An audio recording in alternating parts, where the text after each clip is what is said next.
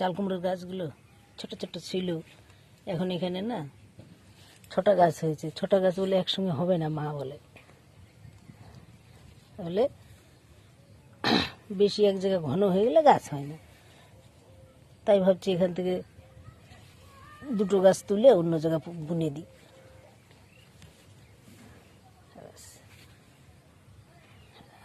দেখুন,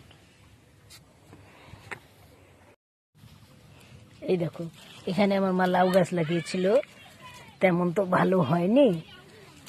আর বৈশাখ মাস জ্যৈষ্ঠ মাসে তো গাছ তুলেই ফেলতে হবে, তাই ভাবছি এই গোড়াতেই চাল কুমড়োর গাছটা বুনে দিই। এই গোড়াতে দেখি হলে তো ভালো, দেখা যাক কিরকম হয়।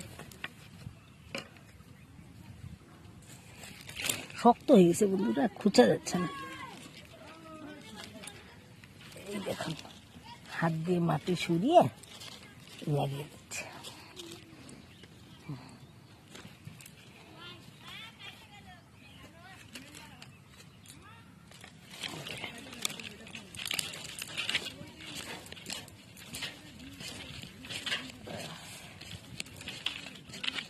এই দেখুন, দেখতে পাচ্ছেন, এই দুটো চারা আমি এক জায়গা করে পুঁতে দিচ্ছি।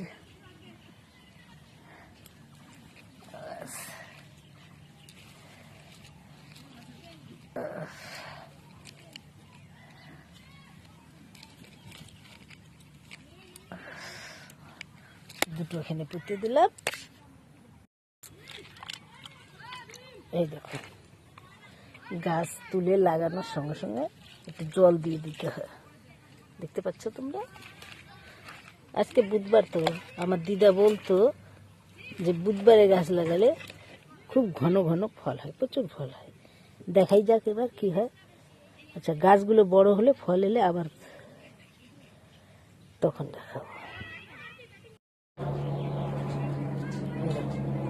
এখন আবার আমার বিকালে গেটের সামনেটা ঝাড় দিতে হবে, নোংরা করে ফেলেছে এই ছাগলটা,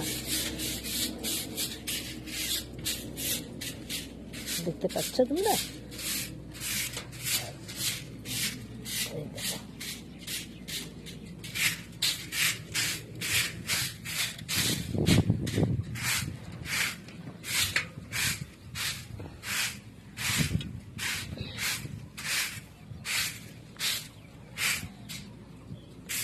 ছাগলটার শরীরটা ভালো না, তো তাই গেটে বান্ধা আছে, তাই প্রচুর নোংরা করছে।